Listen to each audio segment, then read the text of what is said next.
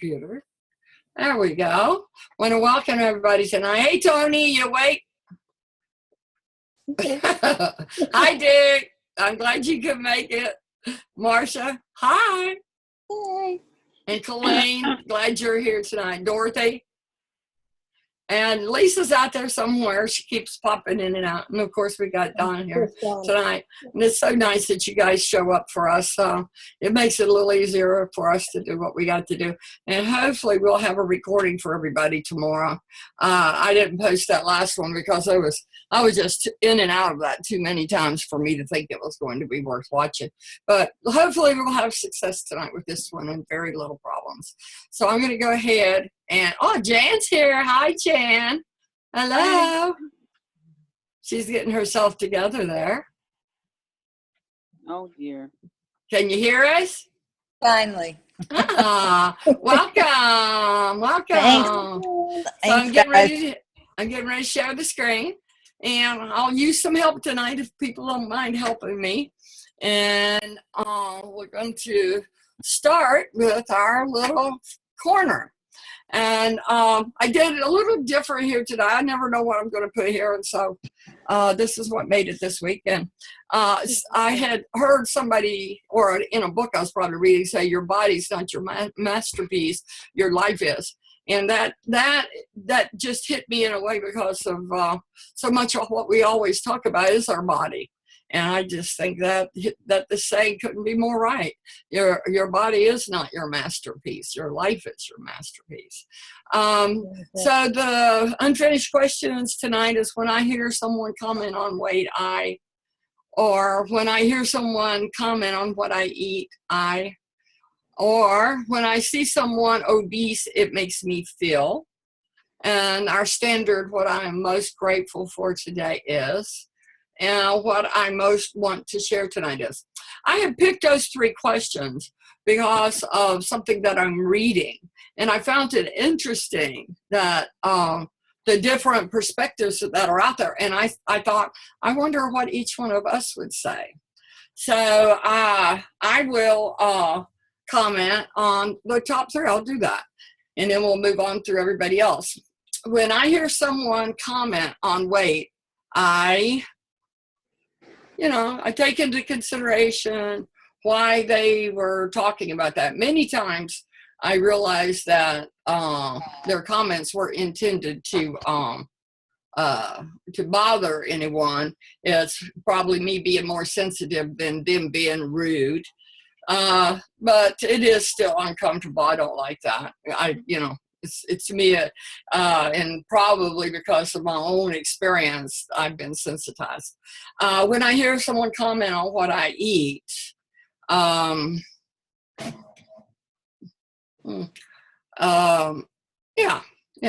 eat less, eat less. If you want to lose weight, all you got to do is eat less.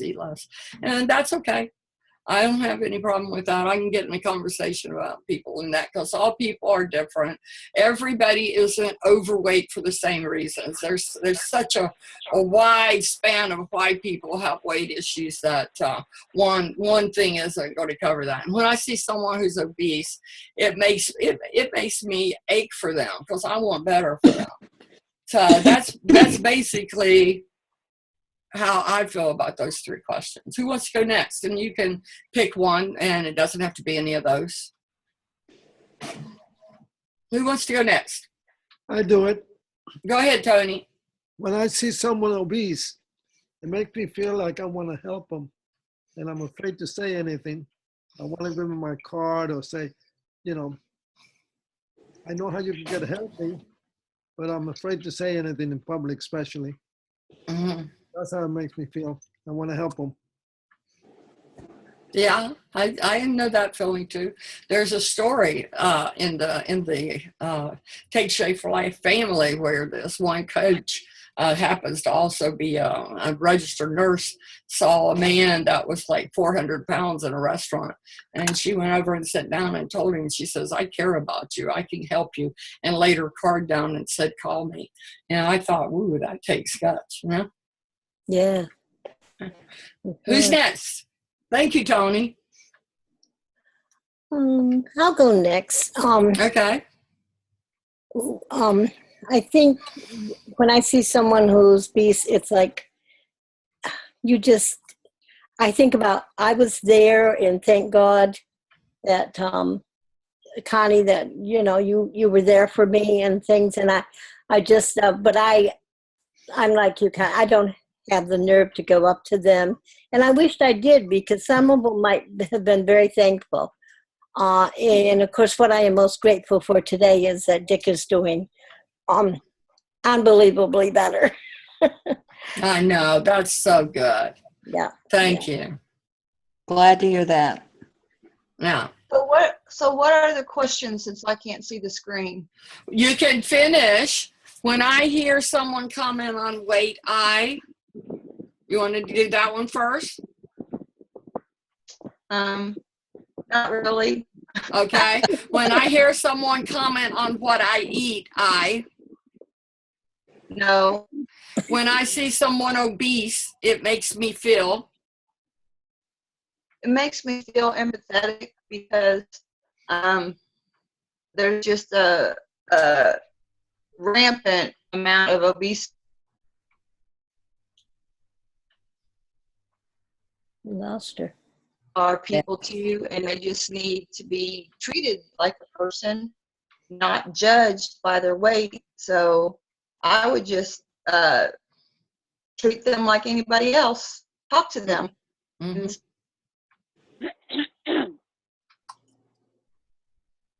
Okay.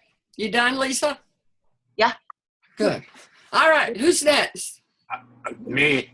Go ahead, Dick. I most want to share tonight is tomorrow or Thursday, we're going to have breakfast with Tony and Connie, and then we're going to SeaWorld. Happy birthday. Yeah.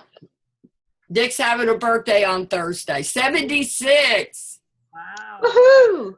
I know. Got me beat. It's the other way around. He's 67.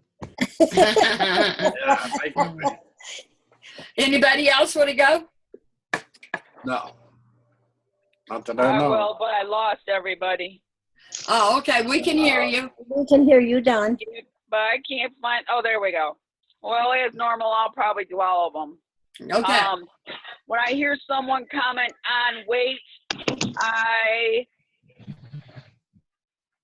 usually look at them and ask them, do you feel healthy? Because weight really doesn't matter.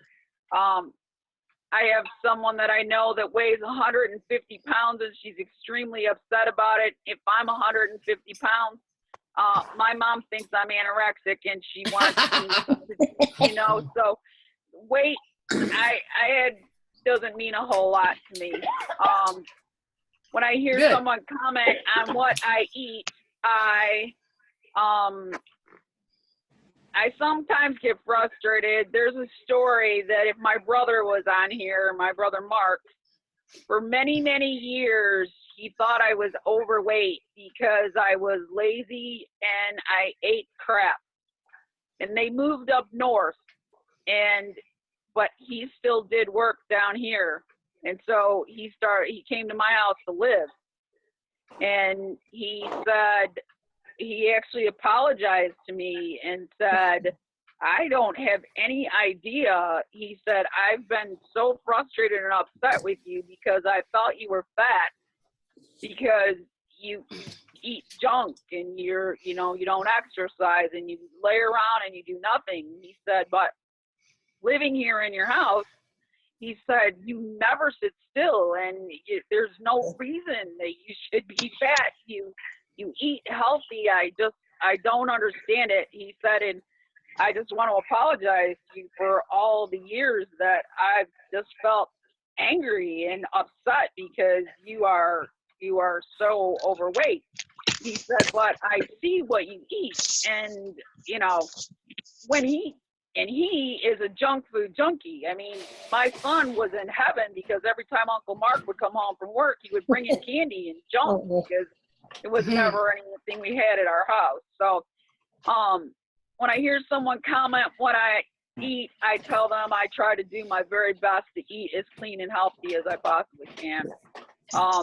when I see someone obese, it makes me feel sad. Yeah. Because you never know what the circumstances are behind why they're obese.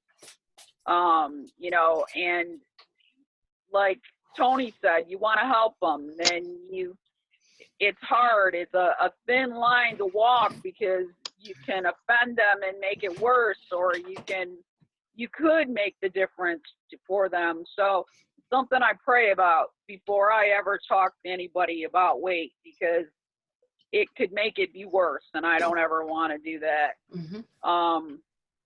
What am I most grateful for today? I got my voice back. My son is doing a little bit better today. My grandma got to be gonna be able to be in a place closer to my mom, which will take a lot of worry off my mom and my aunt. And I'm really grateful for that.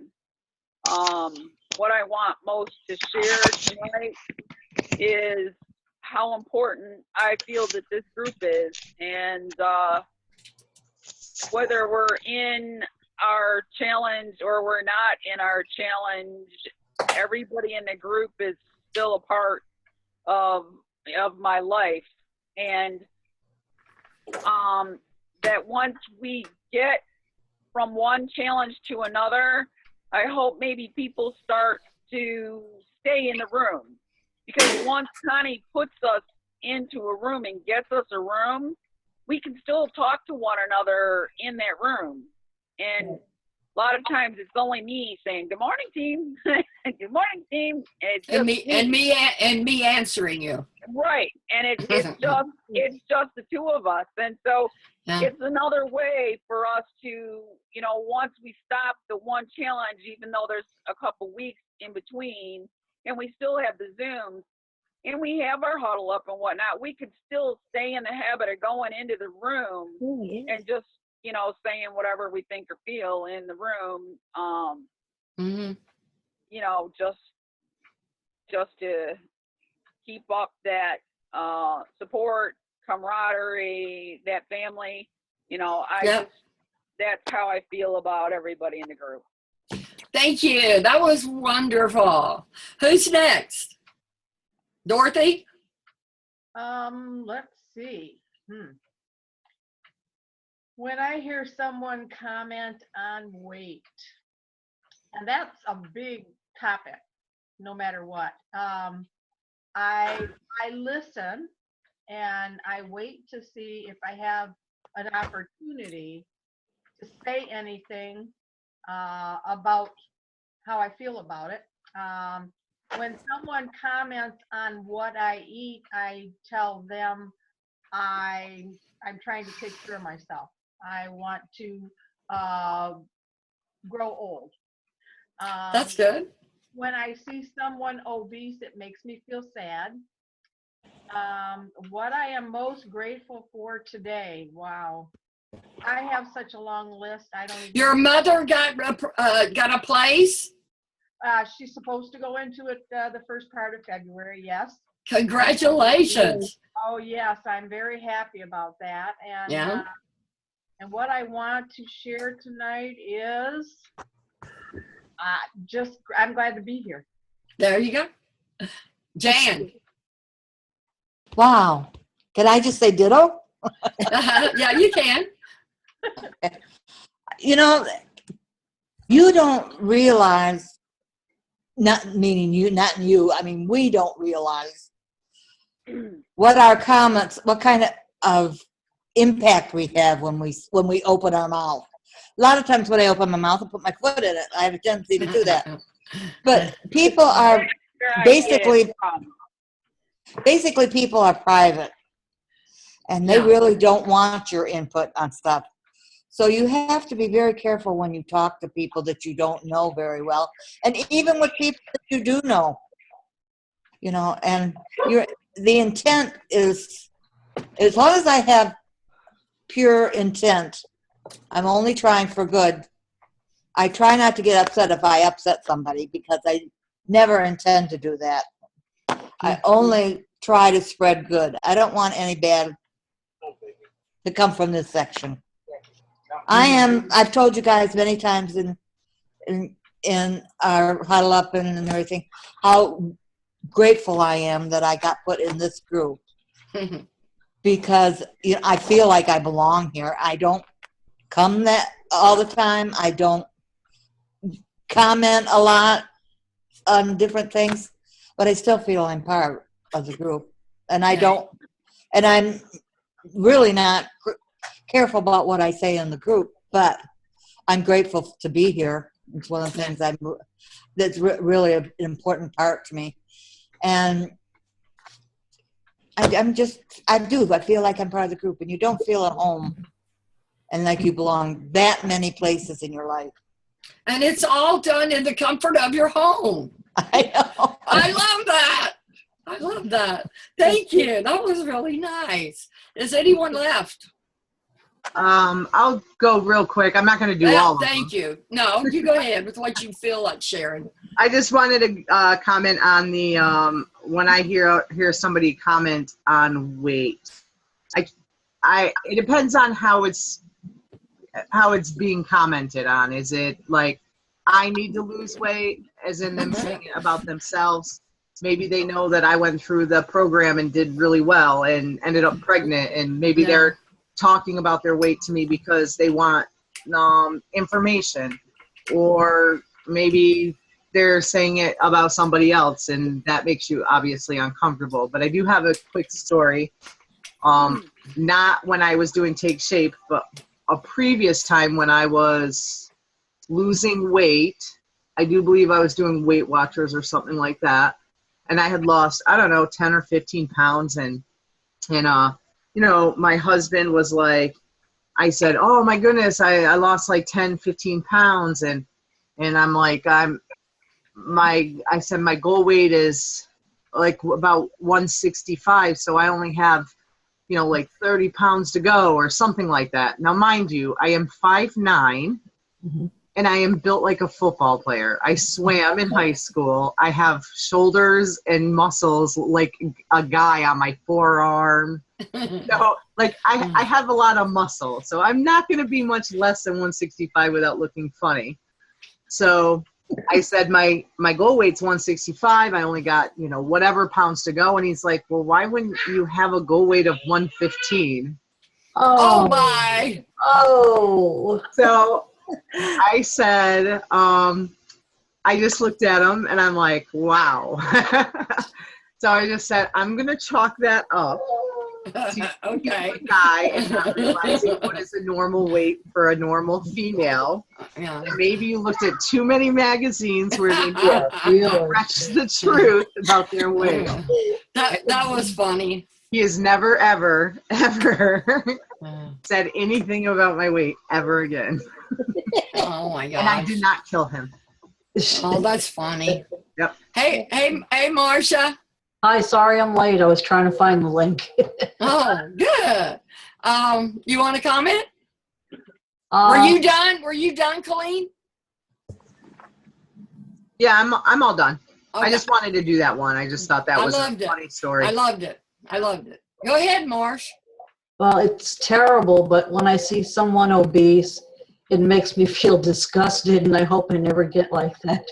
Oh, yeah, that's like really frank. Because You do internalize it. Yeah, I see a lot of it at the Cove. I just, oh God. Yeah. Lisa, I hear you. Yes. Lisa, you got your hand raised?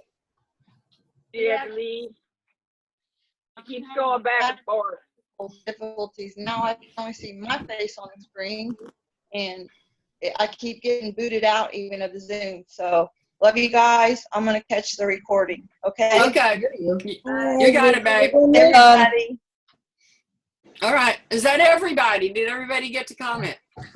Yep. Okay. So I didn't see any updates in the challenge at all.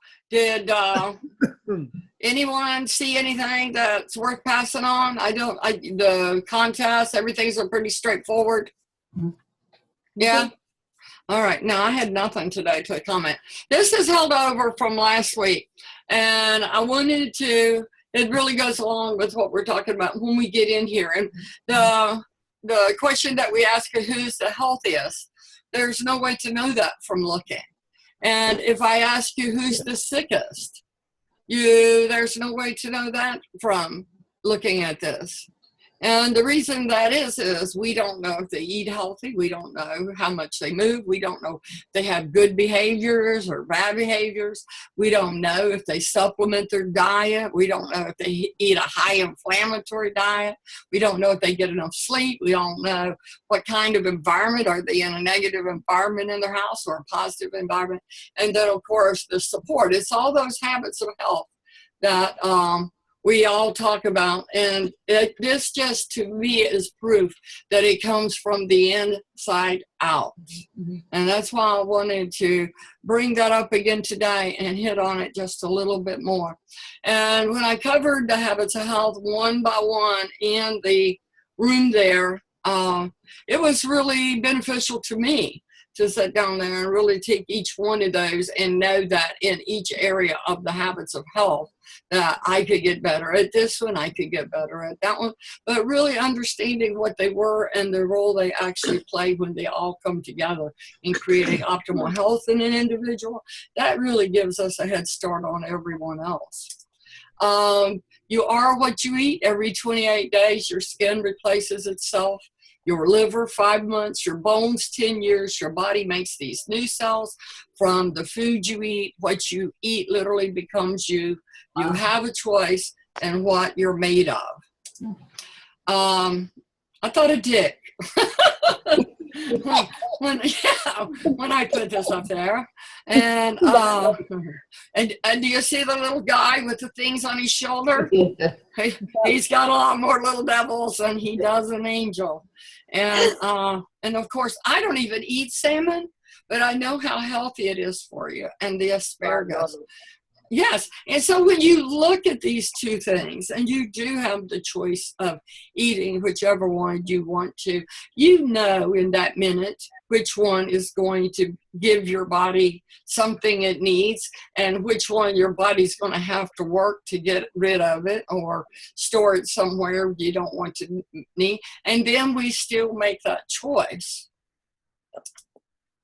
So today we're going into chapter 3, motivation for change. And Dorothy, if you can see it, would you read? I'm actually looking to see if I just wanted to shrink I it down. can. Okay, the motivation factor. Why do you want to change? The answer might seem obvious, so obvious in fact that we don't often think to ask the question or to consider our answer. After all, if you're overweight, have problems, feel tired, and lack energy, the obvious answer is that you want to change in order to solve those problems. That's true of most changes we try to adopt. They're based on solving a problem or trying to get rid of an unwanted situation. This type of motivation never leads to lasting change. Typically, you make some change at first, but later you fall back into your old ways of behaving. Why? Because whenever you experience emotional conflict, that is, feeling of negativity, you want it to stop. You want to feel, who wants to feel uncomfortable?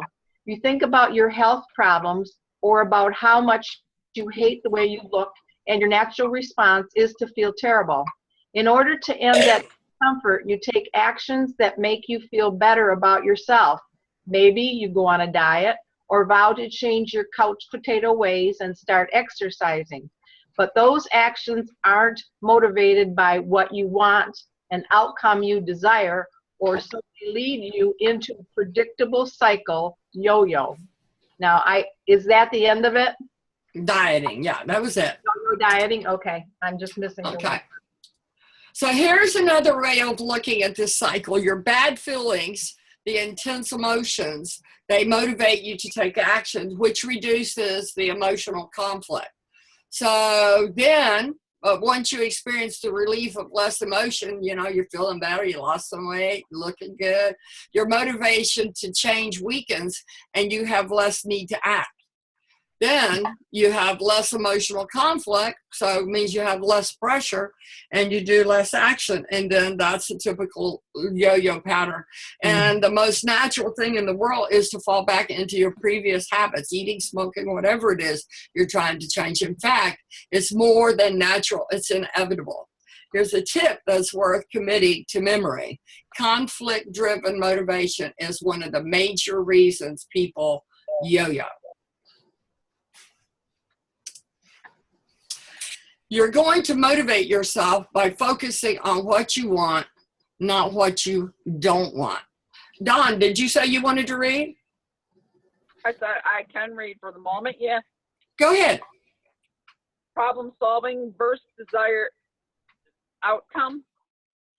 Let's say you have two choices. You can think in terms of trying to fix your bad health, a problem orientation, or shift your focus to creating health, an outcome orientation.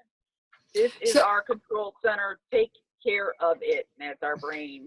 Brain gives you the most. That's cute. Gives you what you want most. So I think back a while, we discussed about how you don't have to want something 100%. You just have to want it most.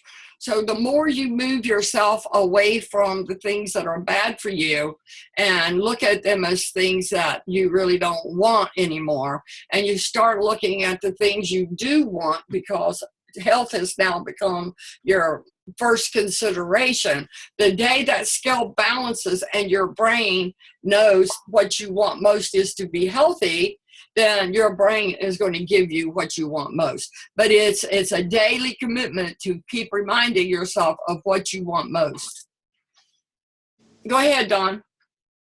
Changing our emphasis from what we're against to what we're for has a dramatic impact.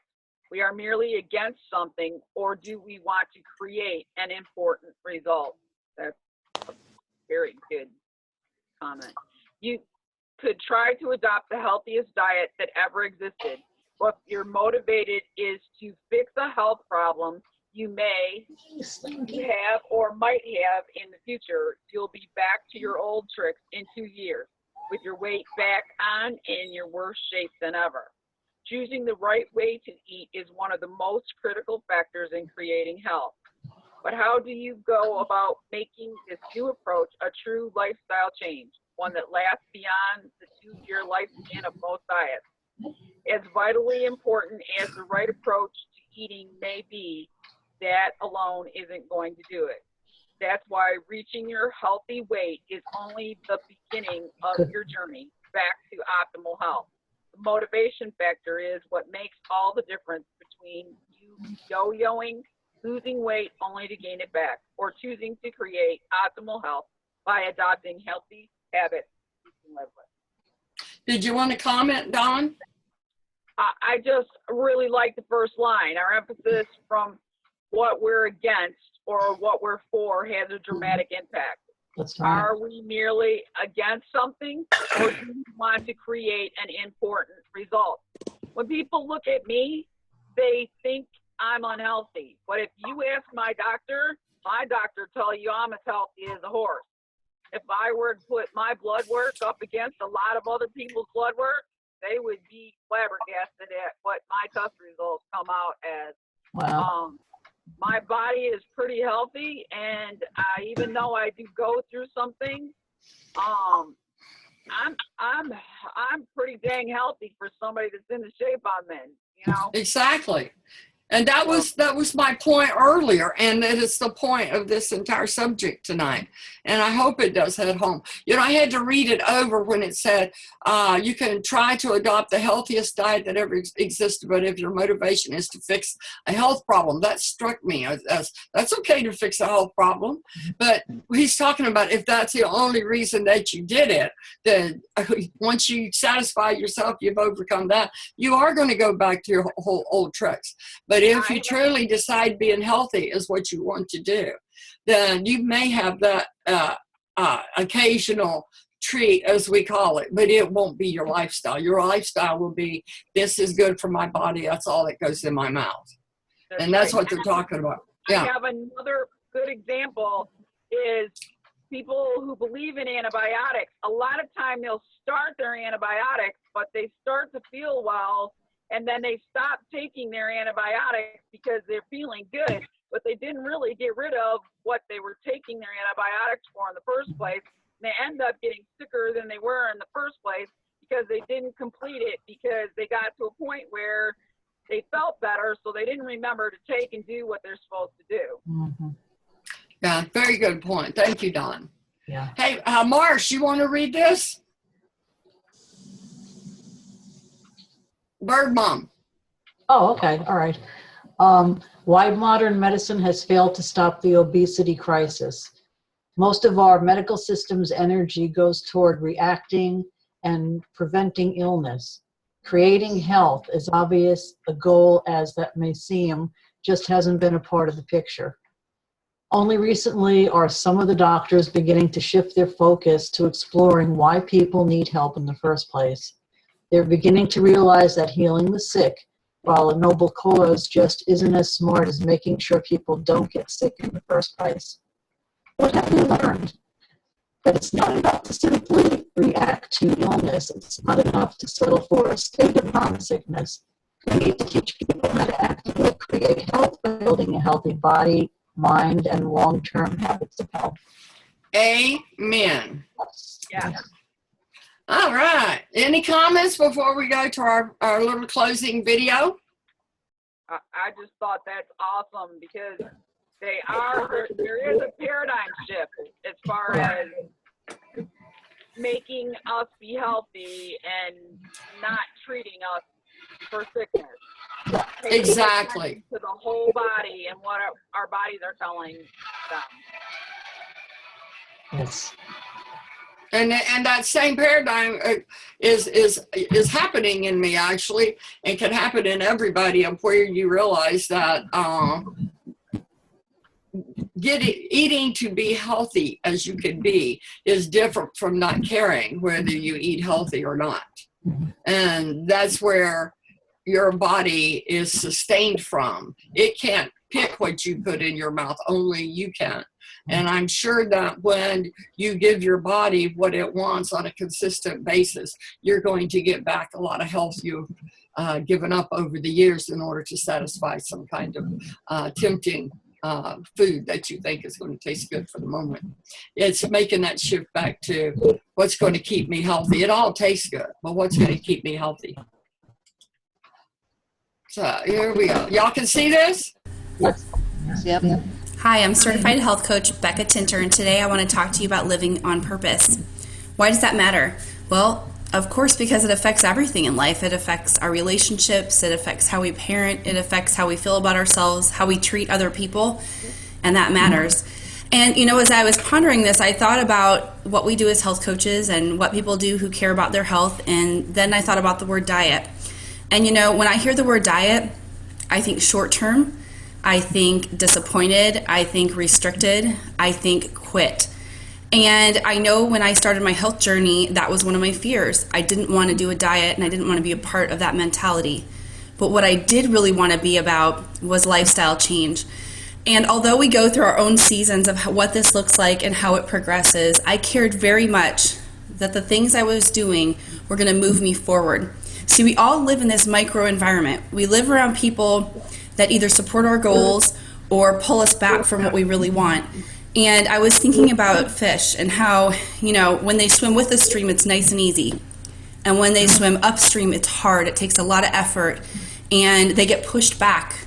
And if you're in an environment right now that doesn't support your health goals, you very much could be swimming upstream and constantly being pulled back to your old behaviors. But here's what's cool. We're not fish. We're not limited to a stream. We have the ability to get out of that water and go into a new current anytime we want. And so as I'm talking about living on purpose and I'm thinking about the mentality of lifestyle change versus diet, I'm saying if you're not in a stream that supports your goals, move streams. Switch your channels. Get into an environment that supports your goals. That's what happened for me when I became a health coach. I had friends and behaviors that I have still chosen to be a part of to a degree, but now the people I surround myself with, including my own family members, are so much healthier that making the decisions are easier and more fun. And I'm on track more of the time. I have more optimally healthy days now than I did a couple years ago. And to me, that's a huge victory. So, if you're not really sure what your orientation is yet, I want to give you just a little activity to work on. Grab an index card. And literally, you could do this on a giant piece of paper. You could do this on a poster board or a whiteboard or a sticky note. Y'all can It's not the listen paper to that this and matters. I'll post But it what I'm going to tomorrow. ask you to do is, it doesn't matter which way you hold your card, but at the top of your card, I want you to write down what optimal health would look like for you if you had it. And I want you to think in all aspects of your life. Would you be getting 8 or more hours of sleep? Would you have a couple minutes of quiet time a day? Would you get a massage once a week? That's on my list. Would you be down 20 pounds? Would you be wearing a certain size in clothing? Would you have the energy to do certain activities? I'm just giving you ideas because optimal health looks different for every person. But go through and write at the top, and here's the deal, write it in present tense. Write down, I am getting consistent restorative sleep. I am choosing activities that give me quiet time. I am going to my closet and choosing clothes that I already own that fit me and I feel great. I want you to write that down in present tense and just write 1 or 2 sentences. And here's the deal, you've got to leave some space. So if you're a large writer, use the back side, hold it this direction, or get a bigger piece of paper. Leave a space in between. And at the bottom of your card, so the top is your couple sentences about what you think optimal health looks like for you. The bottom, I want you to write down your current reality. And maybe they're almost the same. And if that's true for you, then keep it up. You're doing awesome. Maybe they're not. And if they're not, write down your current reality. Currently, I get 5 hours of sleep a night and I wake up tired often. Currently, I have clothes in my closet that are too tight. Whatever 1 or 2 sentences are, don't beat yourself up, but give yourself a good dose of current reality. That's important because if you don't know where you are, you can't know where you're going. Now, the really cool thing about what we do on this health journey is we take people from here to here. But you've got to have the action steps in between. And those action steps have to have some dates attached to them, and they have to be specific. They have to be measurable. So that's where you then fill in the middle with the action steps that are going to take you from where you are to where you want to be in your health. And then you share it with somebody. You create a micro environment, whether it's a health coach, a friend, the people in the challenge with you, your family. Let people know. And the cool thing about doing something on an index card is you can take a picture of it, you can laminate it, you can keep it in a wallet, you can keep it folded up, crumpled in your pocket. But anytime you're not sure about the decisions you're going to make, pull this out and look at what you're aiming for so you know where you're going. And I would just leave you with this. Living a life on purpose does matter. It matters to those around you. It's going to matter to the legacy that you leave. It's worth the effort, and I hope you'll take the journey with me. Have a great day. Hi, I'm certified health coach Becca Tinter, and today I want to talk to you about living on purpose. There she goes. There we go. That was real good. I like Oh. that. Yeah. So tomorrow I will do what she talked about, what her examples were for what your optimal, what you would look like optimal, and then you can write your own things to it. And then I'll also include everything she said. I'll put it in there in the room, and then y'all can get your own piece of paper and do that. And you'll be surprised at the exercise. I've done it like 5 times. I can go over 5 years, I have done the evaluation. That's right on the websites where you can go in there. I posted in the room, and you can do that at different times. And it's amazing at the changes in it that you can see because you are the one who wrote those answers there 5 years ago. So, and the whole point that I wanted to make with those bodies earlier, and everyone just said all the same things, is you can't look at a person and tell whether they're healthy or not. Don said that today. I have my numbers are really good too, and I exercise, and I can ride a bike for 7 miles and turn around and drive it back for 7 miles. Marcia, you could go on the elliptical for 30 minutes. I mean, we all got health going on. All we're doing now is fine tuning that. I like that. So anyone got anything to say before we say goodbye? No? Don, you look pretty over there. I can see you now. You look like a portrait. That's beautiful. Yes. I curled my hair. Oh, I mean, you do. You look really nice. I'm glad we got to see you. Yeah. Thank Good you. night to all. Have a Night. good evening.